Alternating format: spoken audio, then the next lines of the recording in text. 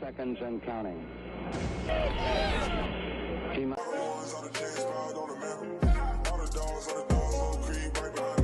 How's it going, everyone? Welcome back to another Clutch City Entertainment video. It's your boy, Big E, back here again, getting ready to talk to you about Joey Porter Jr., cornerback from Penn State, one of my favorite cornerbacks this year. I personally have him as cornerback 3 under Devon Witherspoon and the boy Christian Gonzalez. But let's just talk about JPJ right now, Joey Porter Jr. 6'2", 193.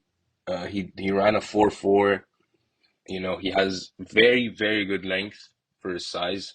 And I mean, for the cornerback position, he definitely plays physical too. You can see that in when he plays press. You can see he's handsy. He likes to get his hands on the receiver, which could be a bad thing, in the big leagues, especially with the amount of holding calls that you get randomly thrown in. But he definitely likes to play with toughness. He has that mentality of a cornerback one that he's the best guy. He's gonna lock up your best receiver. He knows it going into the game. So he's definitely someone that I can see just being an impact player year one. He also has good ball skills. He's a long strider. He runs. He can run. He has great recovery. He's also a very good tackler. I mean, we saw some of his film. He goes back. He does the tackles, secures the tackles, and that's something the Texans low-key need. With Jalen Petre struggles at tackling, and just everyone struggles at tackling right now. So someone like him who's a good tackler, especially at the cornerback position, I could see being taken at 12 just because one of those issues.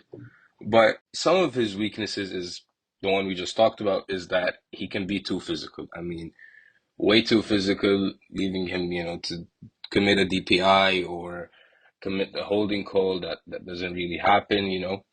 And he is aggressive in run support, but he does have a difficulty of redirecting and bending when it comes to slipping the blocks, especially when it comes to stopping the run, if the scheme is there, if the play is there. His stats in 2022 where he had 10 games played, he had 11 pass blocks, and he had 1 fumble return. Not bad, not bad at all. One of the most important things that I liked about Joey Porter Jr. is that he's son of a 13-year NFL veteran, Joey Porter, and a Pro Bowler, I'm pretty sure, an All-Pro player. So it's definitely, you can say that's in the blood right there. You can say that if he's struggling with something that even the coaching staff, for example, doesn't help him with, he can always just go back to his father, talk to his father about it. And, with his father also being a linebackers coach right now in the one of the American leagues on the NFL, he also had 98 sacks in his career. So there's an experienced leader to say for him, other than, the coaching staff, the Mecca Ryans, any of the vets we do get.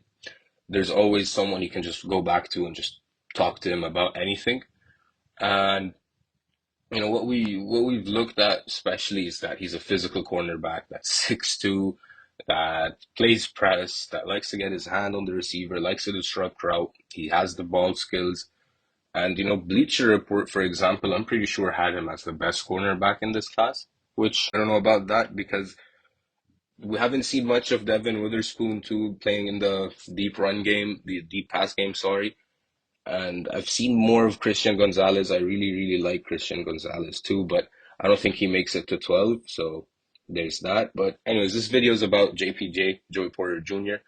And most importantly, I feel like if he does clean up his hand usage and placement when in coverage, sees something there. You can see a cornerback 1 type player there. And if the Texans were to get him, I mean, you'd have Stingley on one side, Joey Porter on the other side. That's 2 elite, great. I'm not gonna say elite because you don't know if these guys would be elite, but let's just say great cornerbacks locked in on rookie deals for the next 4 years at least. Derek Stingley has the 3 years and the player option, the team option.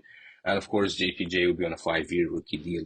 This is 4 years of 2 great cornerbacks being on cheap deals. You wouldn't have to pay them. And, with Demeco's defense, with how good our defense was last season, Adding someone like Joey Porter Jr. would be crucial. Would lock in the no-fly zone. You'd have two great cornerbacks. You wouldn't have to worry anymore. If you go up against the Bengals, you'd have one guy on Chase, one guy on Higgins, and there you go. Instead of having to worry, oh, who's going to be on Higgins, who's going to be on Chase, whatever. It's just an example. But yeah, I mean, with all of that said and done, he has the ball skills too. He has the awareness, and he's just an all around great athlete too. His film is fun to watch. It's just a very good player that I would be surprised if he falls to 12, but if he does, I wouldn't be surprised if the Texans take him. I mean, I personally would love the Texans take him. I know I was talking about Nolan Smith in the other video, and that's one of my guys too, but Nolan Smith at 12 isn't what something I would can be a fan of. I would love it, but I would rather we trade down to like 17, 15, 16, and then take him there. I just think Joey Porter at 12 is better value. And yeah, I mean, with that said, what do you guys think about Joey Porter Jr.? Let me know in the comments. Would you like him at 12? Don't you want him? Let me know everything. And yeah, see you guys in the next one.